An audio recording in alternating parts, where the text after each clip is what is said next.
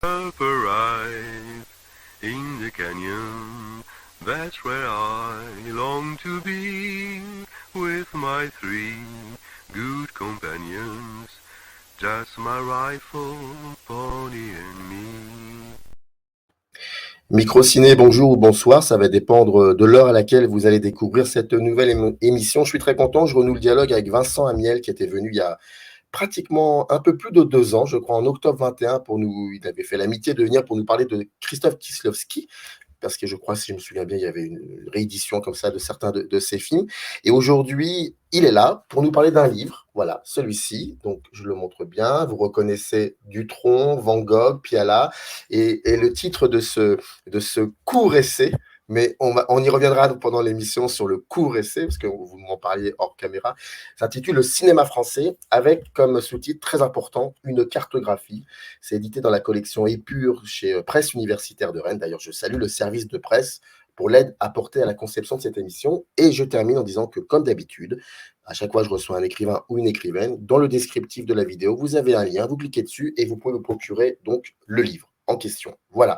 Et je rappelle aussi, pour celles et ceux qui auraient l'outrecuidance de ne pas savoir, mais quand même, il faut le dire, vous êtes professeur émérite à l'Université Paris 1, Panthéon-Sorbonne. Vous êtes auteur de plusieurs ouvrages donc sur le cinéma, traduit dans de nombreux pays, dont notamment Esthétique du montage, et avec José Moore, qui était déjà venu plusieurs fois sur la chaîne. Vous avez coécrit une histoire vagabonde du cinéma, et puis surtout, vous avez longtemps exercé une activité de critique, en particulier dans la revue Positif. Voilà, et puis plein de petites choses. Alors, déjà, merci beaucoup d'être là. Et puis, je vais commencer par voilà, le rapport au texte qui est assez court quand on va parler d'un sujet. Oui, en plus, c'est ça. Le mot est vraiment bien choisi parce que vous parlez de ça dans ce livre du sujet.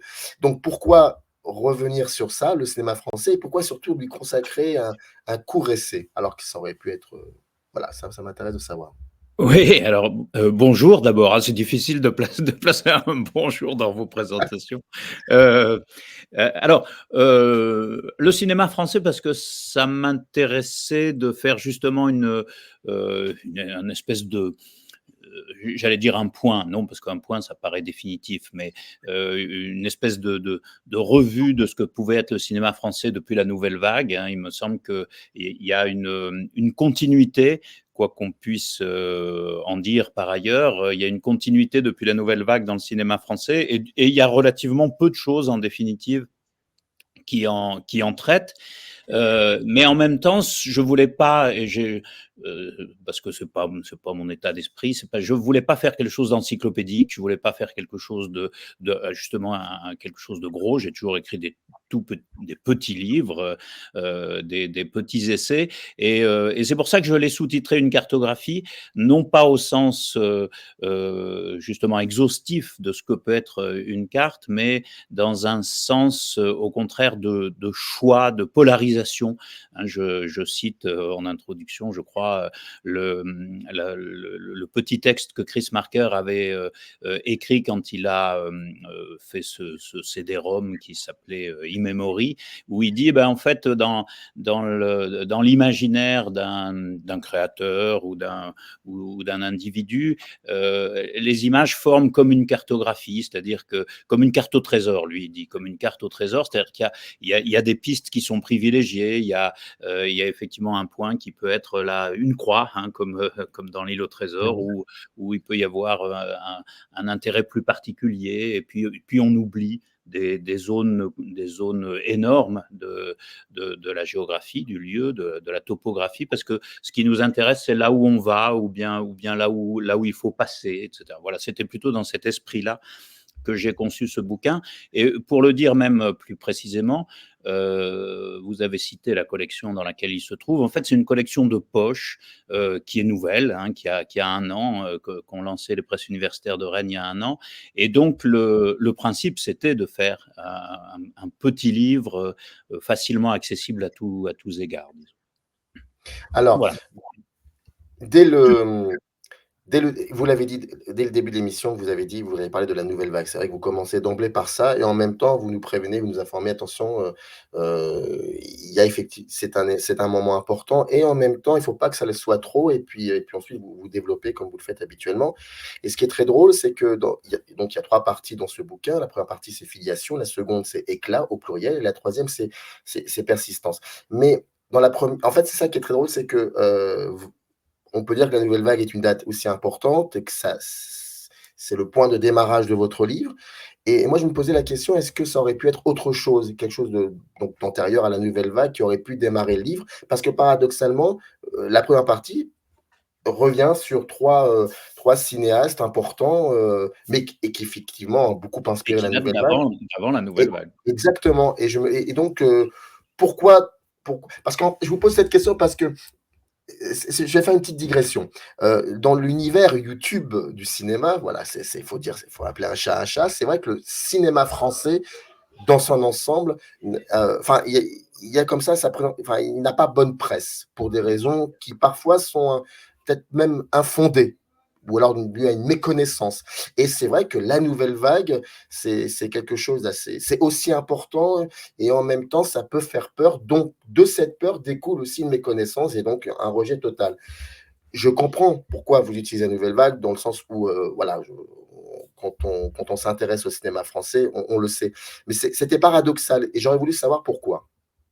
En fait, j'ai retenu de la nouvelle vague, hem, un aspect particulier qui est justement leur fonction de passeur, hein. C'est-à-dire que Mmh. ce sur quoi j'insiste, je ne peux pas dire que c'est forcément la seule chose qui m'intéresse chez eux, mais ce sur quoi j'insiste, c'est le fait que des gens comme Godard, comme Truffaut, comme Romer, heu ont modifié, considérablement le langage cinématographique, ont modifié considérablement la manière de produire et cetera, mais se sont posés aussi comme des mémoires du cinéma, hein. C'est-à-dire qu'ils étaient, tous critiques, ils écrivaient sur de grands cinéastes hollywoodiens en particulier. Ils étaient, passionnés par le cinéma de Guitry ou d'Ophuls, ou d'autres, et de Renoir, évidemment. Et donc, en fait, ils étaient à la fois des gens qui voulaient tout chambouler pour diverses raisons et qui, en même temps, euh, euh, étaient les premiers à inclure la mémoire du cinéma dans Mmh. la façon de penser les films. Et donc, c'est un peu pour ça aussi que je les ai pris comme point de départ, mais comme vous le dites, je n'en traite pas du tout, hein, je ne traite pas Ah du oui, tout du cinéma mmh, de Truffaut, de Godard, etc. Mais, mais je commence par eux parce qu'effectivement, ils marquent, je crois, enfin, évidemment, ils ont marqué le cinéma français et ils le marquent encore, hein. Beaucoup de cinéastes contemporains font des références à la nouvelle vague, des gens comme Léos Carax, comme oui. Desplechin, et des cinéastes même enfin, plus récents. Voilà, c'est cette double situation de passeur et de renouveleur, si je puis dire, Mmh. qui m'intéressait chez eux. Mais c'est ça qui est très, très intéressant, c'est que vous insistez bien sur, finalement, et après on passera à autre chose, on va pas rester éternellement sur la nouvelle vague. Voilà, c'est paradoxal ce que je viens de dire, mais c'est exactement ça. C'est surtout sur, l'apport théorique, donc les années 50 et ça, c'est vrai qu'on en parle très peu de ça, on reste toujours sur, mais alors que vous insistez beaucoup sur ça et c'est parce que ça fait qu'ensuite il y aura Zaïmèche, Carax, enfin, Stevennin et cetera. Et ça, c'est, je trouve, intéressant d'insister sur ça aussi. Voilà, c'est-à-dire qu'il me semble, il y a aussi des logiques dans la création française qui sont des logiques qui remontent et en effet aux années 50, hein. En gros, je dis, il y a les gens qui cherchent enfin, vous allez peut-être en parler tout à l'heure, mais il y a des gens qui cherchent une complexité narrative, Ouais, et une complexité de représentation, qui sont plutôt les héritiers de Guitry, par exemple, hein, de quelqu'un qui à la fois fait du théâtre et du cinéma, mais d'une d'une manière assez complexe, avec des récits, des voix off, des interpellations du spectateur. Et je me dis, il y a toute une lignée de cinéastes qui ont travaillé là-dedans, qui ont été influencés par le théâtre.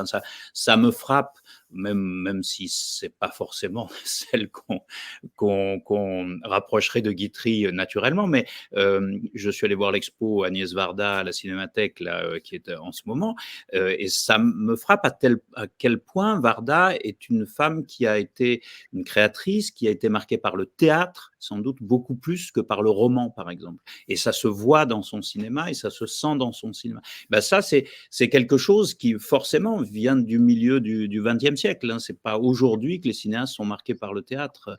Et donc, il y a une continuité comme ça. Et puis, il y a évidemment d'autres filiations, puisque je les appelle comme ça. Il y a une filiation qui est une filiation plus tournée vers l'imaginaire, vers la poésie iconographique, etc., qui viendrait de Cocteau. Et puis, il y a la filiation majoritaire, centrale, qui est la filiation renoirienne. Enfin, d'après moi. Voilà, c'est ça. Mais oui, mais c'est ça, c'est qu'avant qu'on encore une fois, bien évidemment, on pourra pas, parler de tout ce qu'il y a dans le livre et c'est pour ça qu'il faut que la curiosité soit attisée, qu'à un moment ou à un autre, vous fassiez aussi le travail d'aller lire le livre. Mais, comme je dis, il y a 3 parties, filiation au pluriel, éclat au pluriel et puis persistance. C'est un essai court et donc il y a, pour le coup, la subjectivité est comment dire? Est davantage, sollicitée. Parce que cette cartographie, c'est la vôtre aussi, sans être dans Oui. une psychologie de bazar, mais ça m'intéresserait là, pour le coup, de savoir comment vous l'avez orchestrée, comment vous avez dessiné cette cartographie, parce qu'en même temps, ça nous permet aussi, pour celles et ceux qui peut-être n'auraient pas suffisamment lu de vos écrits, mais qui arrivent à vous, voilà, que vous cerner par rapport au cinéma français. C'est-à-dire que j'ai essayé de faire en sorte que ce soit justement pas un manuel un peu imprécis, scolaire ou universitaire ou pédagogique ou quoi que ce soit, mais plutôt effectivement de solliciter la réflexion par des exemples précis. Hein. Et donc la deuxième partie qui s'appelle Éclat, effectivement, elle est consacrée à 6 films ou réalisateurs très précis, avec des critiques de certains films, des commentaires. Enfin, quand je dis critiques, ce sont des commentaires ou des analyses de certains films, des films de Stevenin, des films de Varda précisément, de Desplechin. Enfin bon, voilà. Piala, Et Piala, l'idée, Piala, alors Piala c'est le plus ancien, je crois, des ouais. 6, et puis il y en a Dumont. Enfin voilà, j'ai essayé de choisir des cinéastes qui me semblaient représentatifs précisément de du réalisme français, puisque Voilà. c'est quand même un terme et une idée qui traverse tout le bouquin, représentatif du réalisme français, mais j'ai pas voulu du tout en faire, encore une fois, une description synthétique ou une théorie. Je voulais y aller par l'exemple, disons, hein, par les œuvres, disons. Hein, voilà, une façon d'aborder les choses par les œuvres et pas par une vision surplombante. Alors, dans l'introduction, ce que vous appelez en guise d'introduction, il y a 2 petits moments. Alors, je vais me permettre de les lire. Vous avez commencé à en parler d'ailleurs. C'est par rapport au le projet de laisser la réalité transparaître malgré tout derrière ces filtres, hein. Et puis deuxièmement, vous dites, page 10, pour le dire vite, le cinéma français, et donc ce qui pourrait nous permettre un peu de comprendre le point commun entre ces 3 parties, vous dites, pour le dire vite, le cinéma français nous semble être plus que tout autre un cinéma du sujet, dans lequel l'affirmation de soi comme auteur, mais aussi comme autre possible en tant que personnage est centrale. Sujet dont l'affirmation passe par le corps, mais aussi par le regard et la conscience, lesquels sont sollicités à titre individuel pour regarder le monde autant que pour construire des histoires. Quand on a lu le livre, ça, c'est exactement ce que vous développez voire même sur la dernière partie, la conclusion. Donc, c'est ça, le Oui. fameux sujet. Oui, parce que ce que vous citez là, c'est en fait l'annonce un peu des Ouais. thèmes que je vais traiter. Et donc, en effet, une des persistances il me semble pouvoir repérer dans ce cinéma français, c'est ce que vous venez de lire là, c'est l'affirmation d'un sujet créateurs. Hein. Je crois que ça, c'est un des grands apports de la nouvelle vague. Hein. Truffaut disait le cinéma demain, ça sera, ce seront des films dans lesquels l'auteur est là, dit je, etc., etc. Ça, c'est le cas, la caméra stylo. Enfin, c'est un des grands aspects de la nouvelle vague qui naît à une époque, je le rappelle dans le bouquin parce que je trouve qu'on n'en parle pas beaucoup, qui naît à l'époque de l'existentialisme où le sujet responsable est un point central. Hein, chez des gens comme Camus, comme Sartre, etc. L'individu est responsable de ce qu'il fait ou de ce qui se vit à son époque, etc. Et cette question de la responsabilité qu'on peut rapprocher de la conscience du sujet, c'est quelque chose qui, il me semble, traverse tout le cinéma français et se transforme petit à petit à la fin du XXe siècle et jusqu'à aujourd'hui en cinématographiquement, en une empreinte du sujet sur son environnement. C'est-à-dire, il me semble que les personnages des films français, ou bien l'auteur de ces films, se vit comme en lien permanent avec son environnement, et ce lien, c'est un lien physique, c'est un lien qui passe par le corps. Hein. On trouve ça dans le cinéma de Claire Denis, on trouve ça dans le cinéma de Stevenin que vous avez cité tout à l'heure. Il y a vraiment un poids du corps dans le cinéma français que je crois on ne retrouve pas dans d'autres cinématographies. Est-ce que Et comme ce corps, pardonnez-moi, c'est celui du sujet, donc pardon. Non, c'est moi. non, non, je vous en prie. Est-ce que non, en fait, je voulais juste rebondir sur une phrase, qui est tellement connue qu'elle a fini par devenir banale. C'est quand Godard parlait de du cinéma avec ses 2 jambes, il y a la jambe, Lumière et la jambe, Méliès. Est-ce qu'il y a un peu de ça finalement et je vais être très, très provocateur, dans le bon cinéma français? Voilà, je vais dire ça comme ça. C'est je suis responsable de ce que je viens de dire. Mais là où je veux dire, c'est que est-ce que c'est ça? Vous parliez, donc il y a le sujet, et puis progressivement, le sujet prend corps pour le coup avec le corps des personnages, mais aussi avec l'environnement, avec le système théâtral. Est-ce que donc il y a aussi ce rapport je le dis de manière assez triviale, la fiction, le documentaire, Lumière, Méliès. Je le dis vraiment de manière très très simpliste. Mais est-ce qu'on pour essayer de comprendre, on pourrait aussi pour comprendre cela, il faudrait aussi comprendre Lumière et Méliès. Alors, je vais répondre là aussi par quelque chose qui est très connu ou très, c'est que évidemment la part Méliès est une part qui dans le cinéma français est beaucoup moins importante. Hein. C'est-à-dire que la fantasmagorie, c'est pas seulement la fiction, c'est le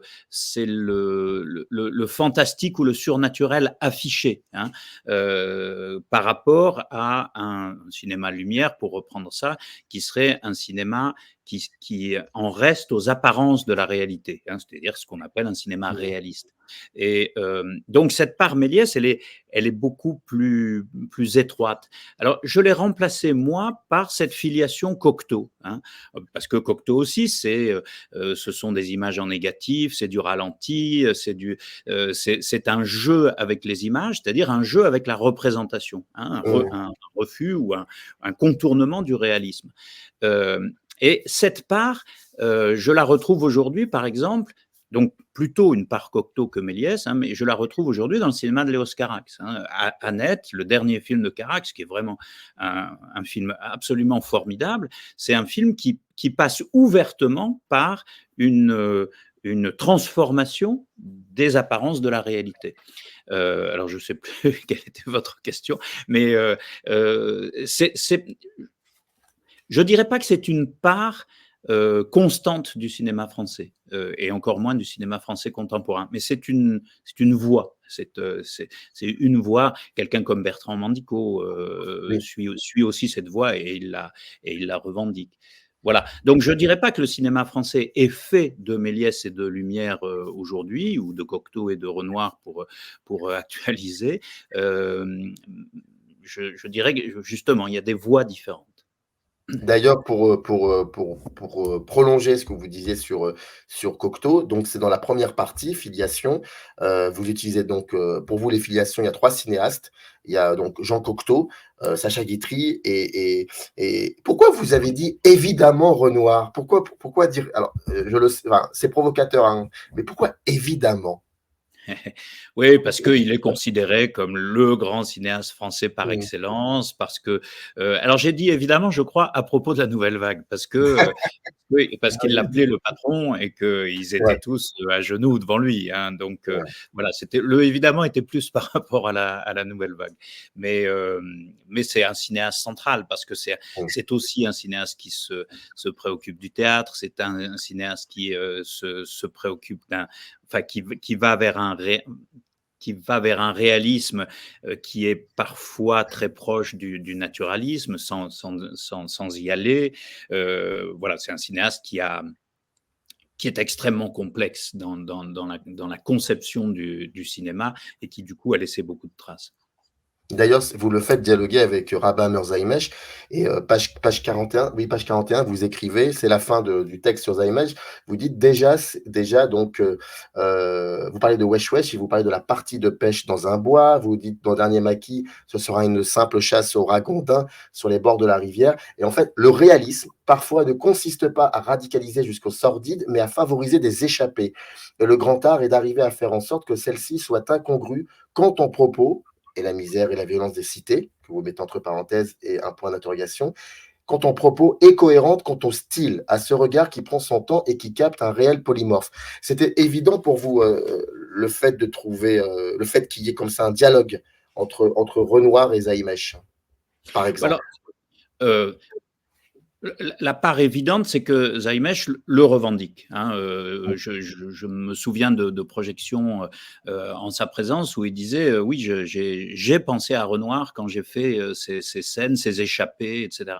Et c'est évidemment ce qui est très beau dans son cinéma, hein. Pour moi, c'est vraiment un des cinéastes contemporains les plus intéressants en France. Et effectivement, c'est un cinéaste qui a été étiqueté cinéaste des banlieues, des cités. Ses premiers films sont extraordinaires là-dessus, hein, en particulier Wesh Wesh, oui, justement. Le second, Red Number One, Blade Number One, pardon. Et, euh, et en même temps, c'est justement un cinéaste qui ne se complaît pas dans le naturalisme plus ou moins sociologique ou à prétention sociologique. C'est quelqu'un qui va chercher la réalité ailleurs ou qui a décidé que la réalité était aussi ailleurs, hein. Et ça, c'est effectivement formidable. Et on peut dire que d'une certaine manière, c'est renoirien, en effet. Est-ce que les cinéastes que vous sollicitez pour dessiner cette cartographie, que cela soit donc Zaïmèche, que cela soit Desplechin, Carax, il y a même je crois, oui Claire Denis, tout ça. Oui. Est-ce que, dans l'industrie, le mot est un peu fort, je l'avoue, mais pas grave. Dans l'industrie du cinéma français, est-ce que finalement ces cinéastes-là sont aussi un peu des francs-tireurs, sont un peu isolés de cette industrie-là? Alors, on peut Pas se dire que écoutés, les auteurs sont ouais, pardon, peut se dire que les auteurs sont toujours isolés par rapport à l'industrie, même dans cette, activité particulière qu'est le cinéma, hein, qui est, on pourrait dire de toute manière une activité, industrielle, hein, pour reprendre la fameuse remarque de Malraux. Hem, oui, bien sûr, ce sont des créateurs qui, qui, quand ils font plusieurs centaines de milliers d'entrées, font un succès, hein, alors que, évidemment, dans d'autres dimensions, 2 ou 300 000 entrées, c'est un échec total. Donc, on voit bien qu'il y a là une différence. Mais en même temps, si on veut élargir, sortir de votre expression industrie oui, cinématographique pour parler du système cinématographique français, je crois qu'on a la chance euh, de, de- d'avoir un système socio-économique qui fait que ces auteurs ne sont pas marginaux, hein, que ces auteurs font partie euh, de, des diffusions constantes sur grand écran, des diffusions à la télévision, sont relayées par la critique un peu partout. Donc je ne crois pas qu'on puisse parler de marginalité. Alors, Même oui, effectivement. Alors, j'essaie il y a autre chose aussi, toujours dans la première partie, ça concerne donc la filiation Cocteau. On avait parlé de Carax, mais il y a aussi Godard. Et vous avez, alors, et à un moment, vous écrivez, donc page 26 et 27, je me permets de lire, et vous dites, donc Godard, deux petits points, ne pas raconter d'histoire. Et vous écrivez, de toutes les formules utilisées par Jean-Luc Godard pour parler du cinéma, plus provocatrices, plus obscures ou plus ironiques les unes que les autres, on pourrait retenir ce simple coup de patte à François Truffaut lors d'un entretien à Télérama. Et donc Godard dit, je crois que François ne sait absolument pas faire de film. Il en a fait un qui lui correspondait vraiment, Les 400 coups, et puis ça s'est arrêté là. Après, il n'a plus fait que raconter des histoires. Et vous dites, c'est un trou de souris, une perspective étroite pour désigner le projet godardien par l'absurde, et comme à contrario, mais qui fait sens ici, dans la mesure où précisément raconter des histoires n'est rien d'autre que proposer d'une certaine manière une apparence réaliste des choses en participant à un système de représentation établi. Y échapper ou faire mine, c'est proposer une autre prise en charge du monde. Il s'agit bien, par et pour le cinéma, de donner du monde une approche qui déborde tout récit et qui suggère en même temps les récits possibles. Alors, pourquoi je voulais vous lire cet extrait alors je crois, mais si vraiment je ne me trompe pas, j'ai cru lire quelque part d'années qui disait que le cinéma français ne sait pas raconter des histoires, on regarde les autres les raconter à notre place, quelque chose dans ce genre-là. Le rapport aux histoires, ça a toujours été un sujet un peu obscur par rapport au cinéma français, comme si le cinéma français et les histoires, on le compare souvent au cinéma américain, parce que le cinéma américain, ils ont une autre manière de raconter des histoires. Et puis en même temps, vous dites, et ça m'a beaucoup marqué, vous dites finalement, ce que dit Godard, c'est que à partir du moment où on raconte une histoire, on participe à un système de représentation. Et Ben est-ce oui. que, finalement, tous ces cinéastes-là, même les autres, même Zaïmèche, etc., finalement, c'est ça, c'est échapper au système de représentation. Oui, parce que ça a été une des grandes questions. Alors, je suis désolé, on revient à la nouvelle vague, mais ça a été une des grandes questions de cette génération. Hein. Quelle est notre légitimité à raconter des histoires? Parce qu'effectivement, raconter des histoires, c'est mettre un ordre dans le monde. Hein. C'est choisir un ordre dans le monde. C'est choisir des relations de cause à effet, c'est vouloir expliquer tel phénomène par tel autre, même au sein d'une fiction ponctuelle. Et donc, on pourrait presque dire que la plus grande, la position idéologique la plus forte, c'est de raconter une histoire dans une culture donnée. Et donc, effectivement, les gens de la nouvelle vague au départ, tous, je crois, hein, tous, en tout cas les plus grands, se sont posés cette question. Et Godard a continué à se la poser peut-être plus longtemps que tout le monde, peut-être avec Rivette. Hein. Et c'est pour ça que je fais de la provocation en rapprochant Godard de Cocteau. Hein, c'est pas le cinéaste auquel on le rapprocherait d'abord, mais en même temps, je crois, c'est ce que fait profondément Godard, c'est modifier fondamentalement le régime d'image de représentation et le régime narratif. Et pour répondre à une question sous-jacente ou à une remarque sous-jacente dans votre question, on a beaucoup dit en effet que le cinéma français ne savait pas raconter des histoires, mais ça ne veut pas dire qu'il n'en racontait pas. Hein. Ouais. Et je crois qu'en même temps, cette critique qu'on lui a faite, c'est une critique qui est l'héritière des commentaires de la nouvelle vague, hein, de cette réserve ou de cette méfiance vis-à-vis des histoires. Dans la deuxième partie que vous appelez éclat au pluriel, je trouve que c'est un titre merveilleux. D'ailleurs, comment ça vous est venu cette idée-là d'éclat? Pourquoi vous évoquez l'éclat? Eh ben, je crois que c'était le titre que je voulais donner au départ au bouquin, hein. Je voulais l'appeler «Éclat du cinéma français» parce que justement, je ne voulais pas imposer une unité un peu arbitraire dans enfin forcément plus qu'un peu arbitraire sur 70, ans de création.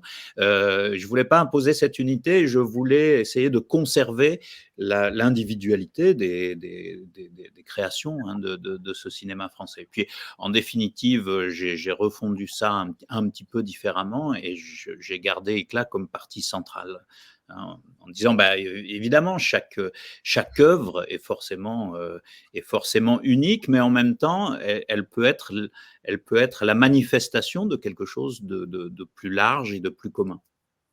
Alors, les éclats que vous convoquez, il y a Maurice Pialat avec La Maison des Bois et Van Gogh. Il y a les corps, pardon, excuse-moi, il y a la filmographie de Jean-François Stévenin, Passe-Montagne, Double Messieurs et Mishka. Et il y a aussi La vie des morts de Desplechin, son premier véritable film. D'ailleurs, Desplechin, vous le convoquiez en amont avec le rapport à Guitry et René surtout, par rapport surtout à René et le rapport à la théâtralité. Et puis Agnès Varda avec les plages d'Agnès, Maloute de Bruno Dumont voilà, qui est d'une autre. Et puis Claire Denis avec deux films, Beau Travail et Nénette et Bonnie. Et ma question est assez simple, vu que nous n'avons malheureusement pas assez de temps. Pourquoi ces auteurs-là et ces films particulièrement? Alors, d'abord parce que ce sont des films que j'aime, hein, que j'ai aimés. Donc, moi, j'ai dans la grande tradition de la revue dans laquelle j'écris, dans la revue Positif, on écrit sur ce qu'on aime, hein, et notre plaisir n'est pas de dégommer les films, mais au contraire d'aller chercher ce qui nous paraît le meilleur. Donc, d'abord, c'était des films ou des réalisateurs que j'aimais, souvent que j'aime pour leur place originale, hein, c'est le cas de Claire Denis ou c'est le cas de Bruno Dumont, qui font pas le même genre de cinéma, mais en même temps qui peut-être ont une approche comparable. Et puis c'était tous des cinéastes qui, à mon sens, euh, perpétuer et renouveler une vision réaliste, hein, ou Oui. alors, j'ai un peu de mal parce que j'emploie beaucoup le terme réalisme, mais en même temps, je me dis justement, c'est un peu, il faut pas que ça rebute en faisant étiquette théorique ou scolaire ou etc. Mais je crois que le fond du cinéma français, c'est une manière de parler de la réalité, pour le dire autrement donc. Et ces 6 cinéastes que je cite, sont des gens qui, à mon sens, ont renouvelé la façon de parler de la réalité, hein. Quelqu'un comme Stévenin va chercher des corps, va chercher des à-coups, va chercher des confrontations, y compris des confrontations chaleureuses, fraternelles, etc. Quelqu'un comme Claire Denis va filmer des chorégraphies de corps, mais c'est une façon de, de situer les personnages et les individus dans une réalité matérielle, hein. Dans Beau Travail, par exemple, c'est vraiment, ça explose, hein, c'est absolument magnifique. Et Dumont, alors je cite surtout Maloute, pardon, de Bruno Dumont, parce que J'ai bien aimé ce petit Malute. c'est aussi une autre façon de parler de la réalité, enfin une autre façon de traiter du réalisme habituel. Voilà. D'ailleurs, pour Beau Travail, là, je n'ai plus malheureusement le nom de l'acteur et j'en suis désolé, mais encore une fois, c'est un rapport avec enfin, un léger rapport, hein, enfin, un léger clin d'œil à la Nouvelle Vague, parce que ça reprend l'acteur qui jouait dans Le Petit Soldat de Godard, mais je me souviens plus du nom de l'acteur, et qui jouait dans Beau Travail, qui joue l'un Ah des. oui, oui, qui fait un des officiers.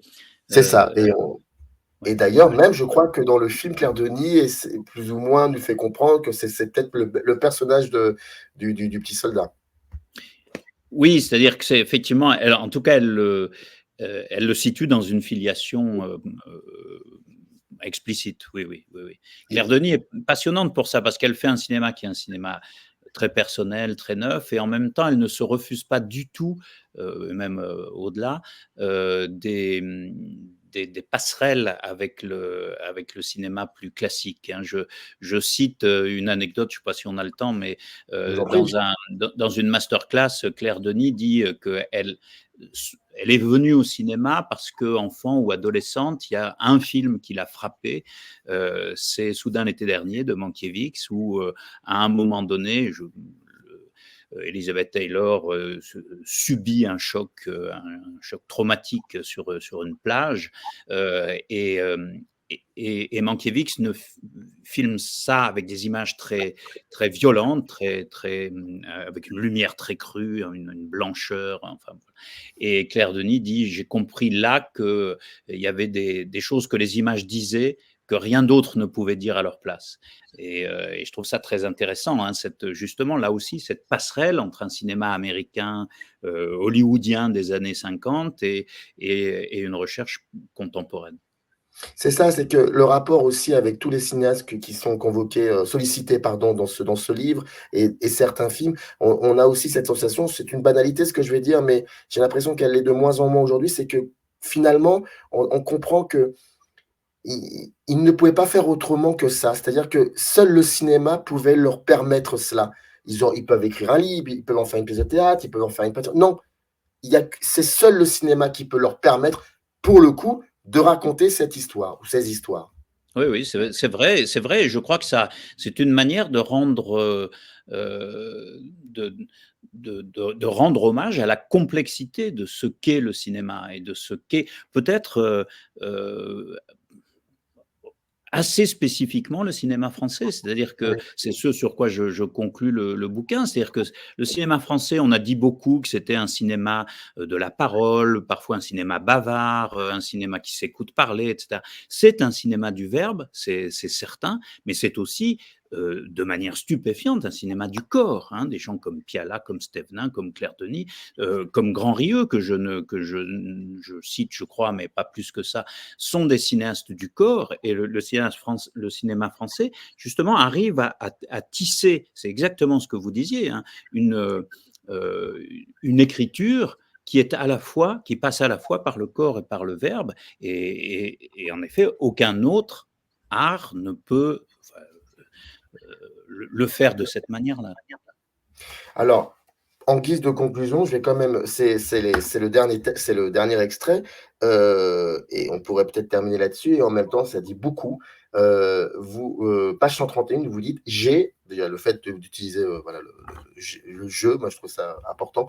«J'ai avancé» et puis qui revient encore une fois de plus à la nouvelle vague, donc c'est une boucle, c'est ça qui est assez marrant. «J'ai avancé plus haut qu'il y avait comme une mélancolie du littéraire dans les textes des films français de la nouvelle vague et d'après.